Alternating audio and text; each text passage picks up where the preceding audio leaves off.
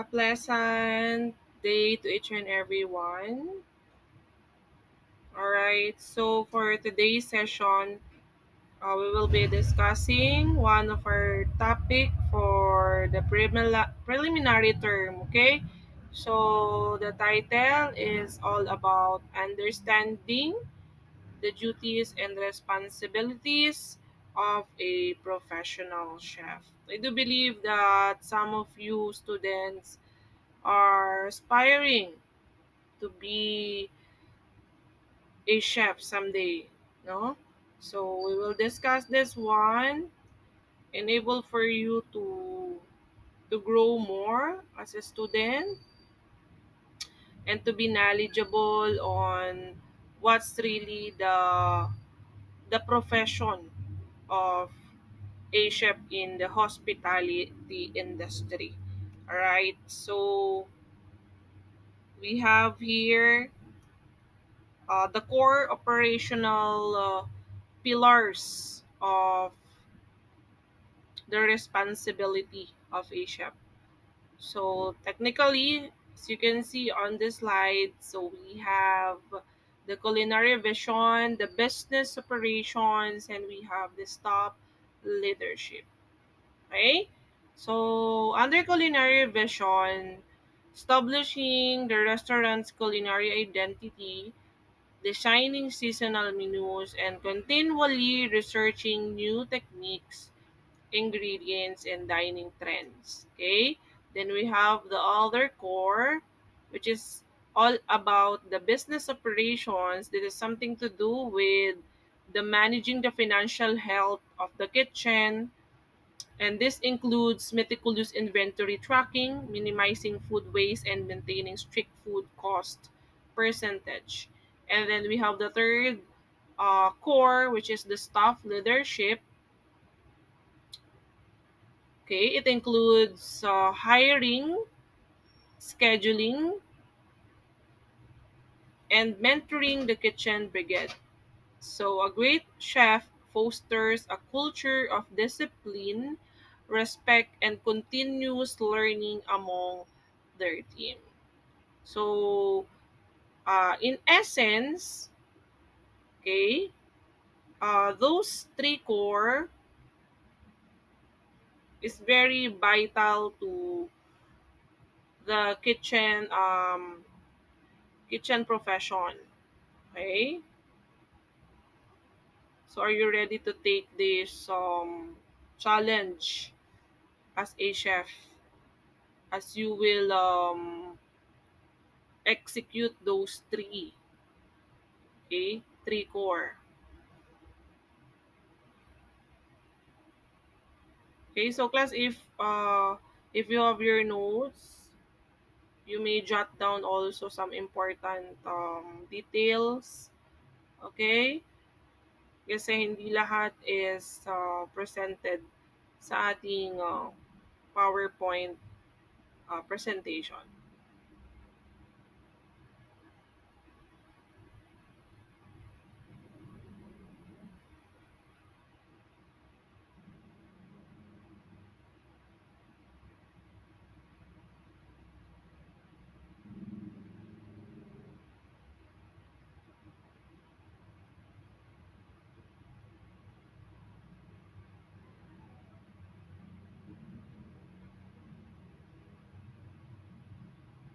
Okay, so for our next slide, so we have the what we call the menu creation and costing as part of the responsibility also of a chef. So in menu creation and costing, it includes the following.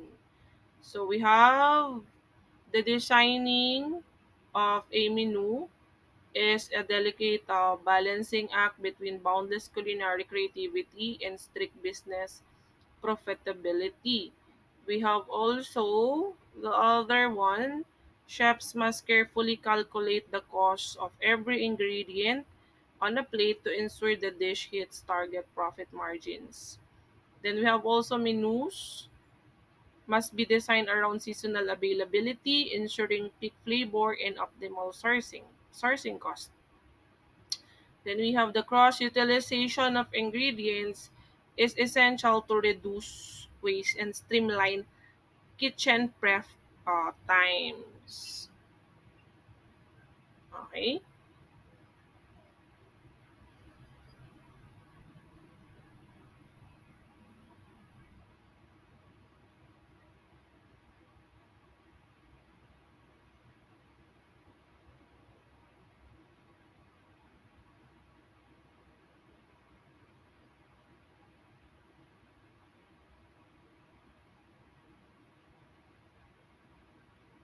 And I want you to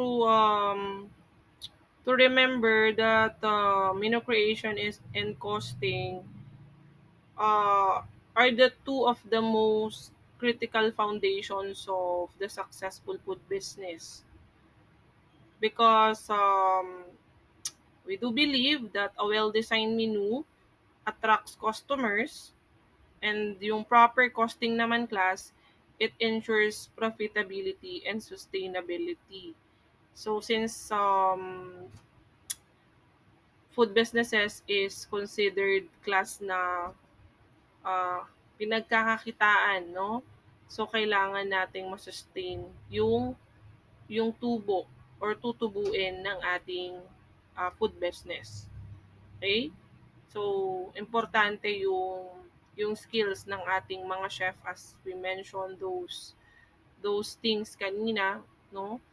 Na sila po yung kailangang trumabaho ng mga yan in order to sustain, okay? Kung ano man yung kailangan nating i-provide sa ating mga customers. Okay? And sa menu creation and costing kasi class, dito natin made-define yung brand or the brand identity ng isang food business o ng isang restaurant. So, if we have to provide the menu reflects the restaurant's personality. Okay? And also, we can easily attract who are those target customers na kailangan nating um, mabigyan ng loyalty at the same time. Okay? Sabi nila, customers lang daw ang loyal. But at the same time, kailangan um, yung ating mga chef and even the whole team of the restaurant is makapagbigay din tayo ng loyalty sa ating customer. So by means of matching customer preferences, no? Ayan. And also sa menu creation and costing, it improves the kitchen efficiency. So it helps the streamline of the production and reduce the complexity. And also it controls the inventory like menu planning and minimizing waste as we mentioned here kanina. Okay, so makikita nyo class, hindi lang puro luto ng luto ang chef, no? Marami siyang kailangang i-accomplish na task in a day. Okay? So, next we have the quality control and food safety. So, we have the unyielding consistency and the hygiene and compliance. Okay? So, basahin natin kung ano yung unyielding consistency.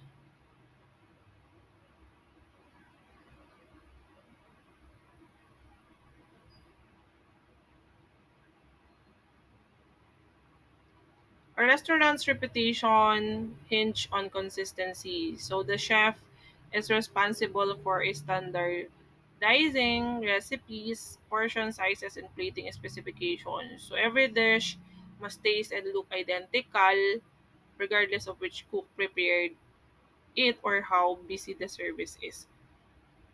Okay, and then we have the other one, the hygiene and compliance. The chef enforces strict adherence to health codes and sanitation protocols.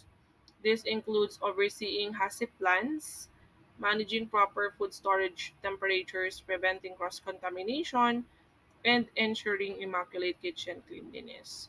So, quality control and food safety class. are also the two essential pillars of the successful kitchen. Same thing with the menu and costing. So they ensure that food served to guests is not what only delicious, no? Hindi lang masarap ngani, kundi consistent tayo sa ating sineserve, and syempre it is also safe for consumption.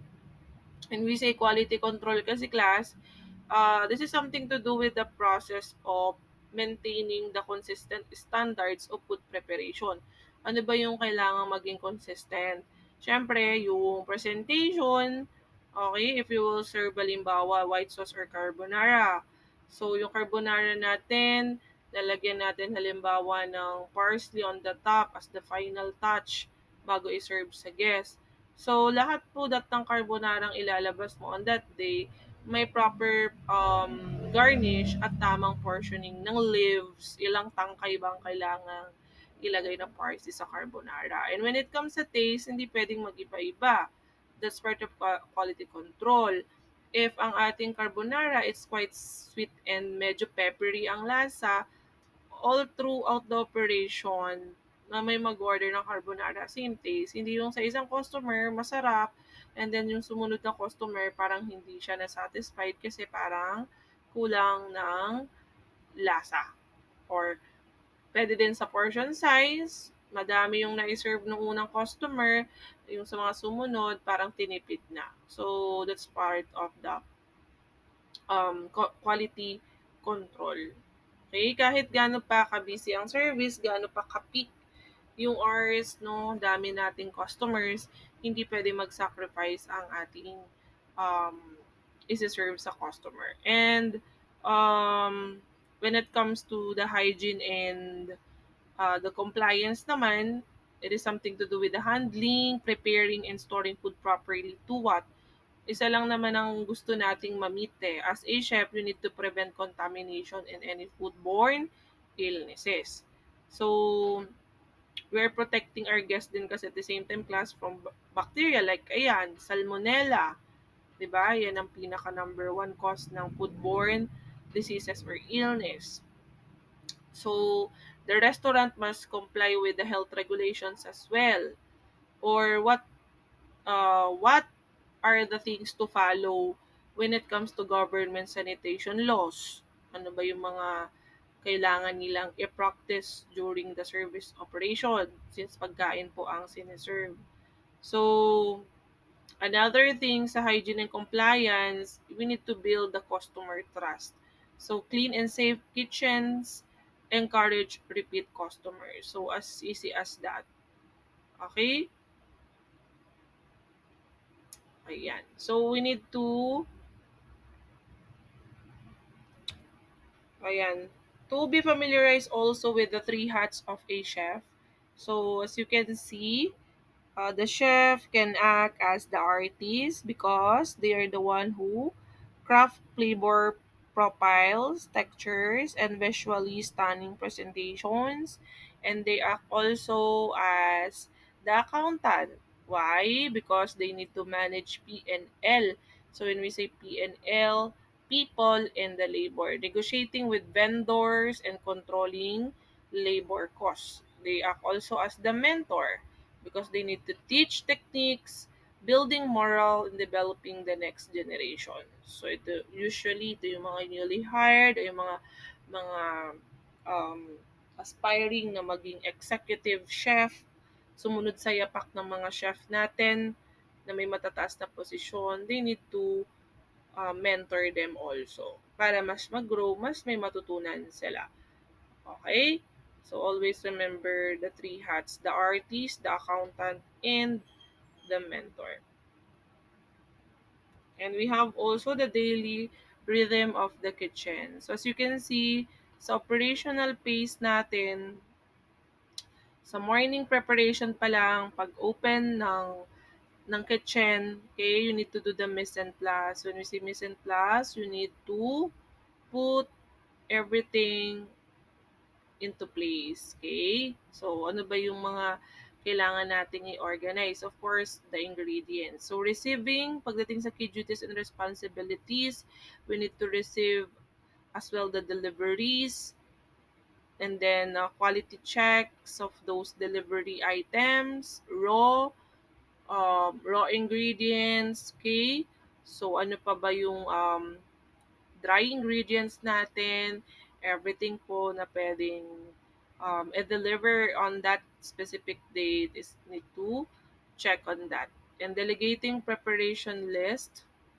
So sa preparation list natin, possible na makita natin dito is yung mga duties per staff mo on that day who will be in charge with um, the dishwashing area. Okay, sino po yung magche-check ng inventory on that day, sino magre-receive ng delivery. So you need to delegate all those tasks and creating daily special. So if meron tayong um, other tasks to accomplish po aside um, from the given task assigned to you, we need to note on that. Say for example, if you are if you are assigned to the grilling station and this day because may mga naka-leave na kasama mo sa kitchen, baka pwedeng ikaw na rin ang ma-assign sa pagsusute or sa dim sum station natin. And that is special. Or if ever may mga events within that day, meron kayong ine-expect na number of people na darating, okay, sa restaurant. So, team kitchen, you need to assign those people sino po ang magpe-prepare ng food for the huge event kasi mas malaki po ang packs at malaki ang numbers ng you order na food. Ayan. And then the primary focus for the Mise en Place is of course organization and the readiness. Active service, which is other term for the rush.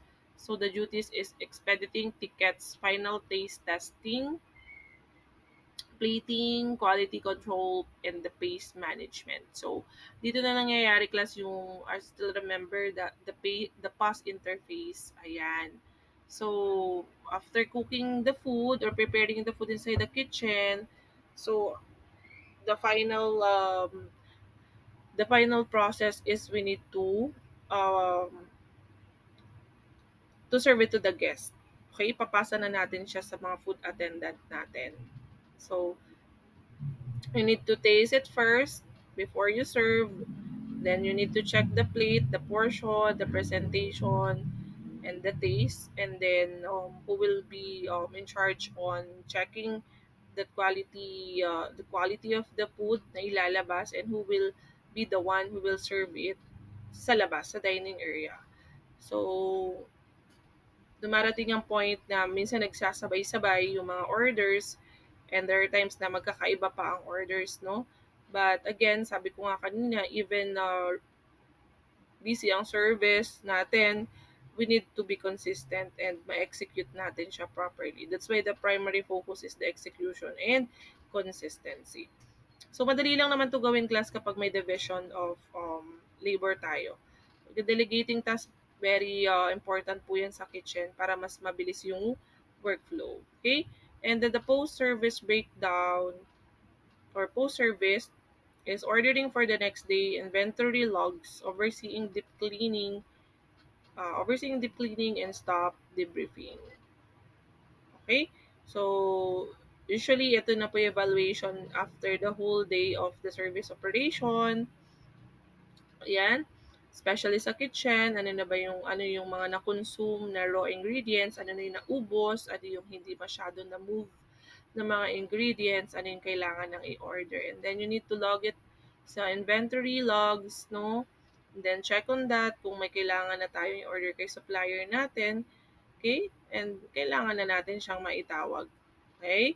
And then, you need to check on the cleanliness of the entire kitchen. Dahil na the whole day kayo nag-operate, dapat pag out ng mga staff is maayos na iiwanan ng kitchen at malinis. Everything is in place ulit.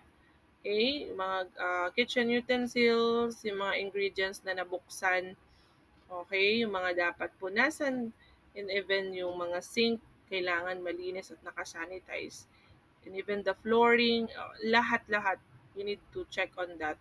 And of course, top debriefing, it includes evaluation, kung meron bang mistakes, merong nagkamali on that day, magkamaling timpla, nagkamali ng serve na food, nagkamali ng labas ng pagkain, nagkamali ng lagay ng condiments or flavoring.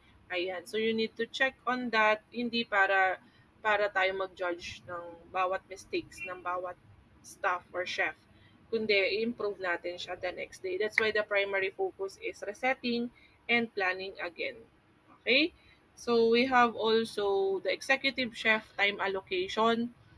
So sa admin and kitchen management task niya is makita natin malaki yung percentage, which is 40%, and then ang active cooking expediting natin is 30%, menu planning and creativity is 20%, then staff training and mentorship is 10%, for a total of 100. So lahat po ito nangyayari in one day. So it's hard to be a chef kasi most of the time ang ating thinking pag chef more of luto lang. No, you know also the admin task and kitchen management kasi may hawak kang tao, no? May mga positions po kasi ang mga chef natin sa loob ng kusina. So, hindi lang yung lasa ng pagkain at presentation ang ating tinitingnan, and even your people. And may mga admin tasks ka pa, like monitoring ka ng mga inventories and whatsoever. Simultaneous yun na nangyayari. Sabihin, magkakasabay yun in one row. So, very challenging, pero if you are passionate with what you are doing is and that's great. Okay, that's great sa part ng chef natin. Okay, another thing is we have the 100 plus decisions per minute. So this is something to do with orchestrating the chaos. So during peak dining hours, the executive chef typically works the pass or the pass interface. So the critical bridge between the kitchen and the dining room. Ayan. Di ba minsan mapapansin ninyo parang hindi nagkakaintindihan yung nasa front of the house and back of the house. Minsan ang problema, mali ng punch ng order or mali yung nailagay na request na lasa na gusto pala ng guest. So nagkakaroon siya ng um, dito nag start yung problem. Kasi si kitchen, they just need to cook and prepare. Pero mali pala yung information na naiba to sa kanila or nai-transfer. Lalo na kapag peak dining hours na. Yan. Hindi maiiwasan. So, from this position, they read incoming tickets, call out orders to different stations, manage cooking times. So, complex tables, finish simultaneously, perform final quality checks, and simultaneously perform perform quality checks and handle allergy modifications in real time. So, yung 100 plus decisions per minute dito is we need to see na ma-double check from time to time yung order coming from the front of the house. Okay? Hindi natin sinasabi ditong bawal magkamali. But we need to check kung kaya nating i-reiterate sa ating mga nasa front of the house. Lalo na kung may mga dishes tayo na very, ano tawag dito? May mga masiselan na ingredients talaga. Kailangan nating i-call out din sa front of the house na sure ba si guest, sobrang anghang nitong lasa ng food na to, okay ba? Sabi nyo ba na yung anghang nito 200 plus yung percent, so sobrang anghang yun, di ba? Baka naman mahimatayan na ating customer kasi ang anghang pala nito hindi naman nasabi sobrang anghang. So yun yung kailangan nilang pag-isipan at kailangan ulitin as many as they can. Ano pa? So for example, may food tayo na ang lasa is um, hindi siya common in taste. Medyo mapait. Pero kahit papano naman, may konting tamis sa dulo. Eh, ayaw ng guest ng ganong lasa. Gusto niya puro tamis lang. So we need to ask the front of the house, do you explain it well ba sa kanila na this is the taste of this one. Lalo na kapag may mga customer tayong may encounter na, yes, I will try this dish. First time ko, parang very attractive sa picture. Tsaka parang ang sarap ng mga ingredients nito. Ayun. So, we need to explain on that. Okay? Kasi ang mga chef natin, i-execute nila yan. Pero kapag may mga request na at kapag may mga information na dapat malaman ng customer, syempre si front of the house dapat ang um, mag-workout noon. Okay? Kaya mga chef natin, nagdodoble sila ng call din. Kasi pag nagkamali ng serve, sila din ang uulit para magluto. At hindi lang yung nagiging problema, nagiging waste yung nauna ng na-prepare or nailabas na food. Okay? And then we have the essential soft skills ng ating chef. So we have the grace under pressure. The kitchen is a high-stress, fast-paced environment. A chef must remain calm, focused, and decisive when ticket pile up or equipment fails. Ayan, yung sinasabi ko kanina, kasi chef, pag tumambak ng orders natin, so might as well na first thing first, kung ano yung naunang nai-submit na ticket, no, or order, yun po yung unang gawin hanggang matapos po yung mga sumusunod. Ang nangyayari kasi minsan, pag madami ng ticket, pressure na si chef natin. So, hindi siya magandang behavior, hindi siya magandang skills kung ganun man na, ano, mape-pressure tayo. So, one at a time, and then, tignan lang natin yung yung run ng pagpe-prepare ng food. Okay? Huwag nating madaliin. Ay, dahil madami ng order, kailangan madaliin natin. Kasi the more na nagmamadali, mas prone po magkamali. Okay? Clear, assertive communication. In a loud kitchen, directions must be unambiguous. So, effective communication prevents costly errors and ensures seamless teamwork. So, yung mga natin, instructions, kailangan maging malinaw sa chef natin at sa bawat isa. Okay? Especially if may mga requests as I've mentioned earlier. May mga requests particularly ang ating customer. And of course, pag may mga chefs tayo din na nagsabing wala nang not available na tong na to, dish na to, or wala nang ingredient na ganito, so you need to communicate, no, sa buong team sa loob para lahat alam na wala na pala yung ingredient na to. Nako, di mo lang sinabi nung last na gumamit, wala na palang soy sauce. So, iko-call mo yon sa lahat. Wala na tayong soy sauce. So, hindi na magpapa-order ng food na may soy sauce. Wala na tayong cooking oil. Yan. So, hindi pwedeng sarilinin mo lang na ikaw lang nakakaalam si chef na wala ng cooking oil. Sabihan mo sa buong team. Okay? Kasi kawawa naman yung magpe-prepare, halimbawa, magsosote. Ang dami niyang orders. Kanina mo pa pala alam na wala ng oil. So, paano siya ngayon? Okay? So, kaya naman gawa ng paraan yan sa part ng customers natin. Siyempre, i-work out yan ng mga nasa front of the house. Pero siyempre, nagiging problem din siya. Nagkakaroon ng delay. Okay? Sa operation. So, rapid problem solving. If an ingredient runs out or a dish burns mid-service, the chef must instantly formulate a backup plan without disrupting the flow of service. Ayan. So, if there are times naman na talagang pinipilit ni customer na mailabas yung order niya, then late yun namang sinabing out of stock, kailangan nating makagawa agad ng paraan. Okay? So, baka pwedeng gumamit tayo ng ibang ingredient na suitable pa rin doon sa gusto ng guest. Okay? So, kailangan nga lang masatisfied natin si guest kahit gumamit tayo ng substitute sa ingredients, or sasabihin din sa guest na it's okay lang ba mape-prepare, halimbawa pansit gisado yung order niya, ay naubusan ng chicken balls. Okay lang ba na walang chicken balls pero makakagawa pa rin ng pansit gisado? So, pwede yun. So, nakakagawa pa rin tayo ng solution. Not necessarying hindi magbaback out na tayo para doon sa problem na ay wala na palang chicken balls, wag na natin i-serve. I-reach out natin si customer. Or kung ayaw naman ni customer, for example, the backup plan, wala nga chicken balls, pero magbibigay kayo ng discount. Halimbawa, sige ma'am, we don't have chicken balls na kasi, pero maglalagay po tayo ng little bit discount po sa bill nyo later. kahit papaano po is babawasan na lang po namin. O, 'di ba? Nakaka-pamper ng guest 'yon. Okay? Kung magaling ka sa ano ha, magaling ka sa pakikipag-usap at ano, meron kang tinatawag na sense of humor. Kasi dapat meron ka niyan. Okay? In order for you to solve the problem din. Okay?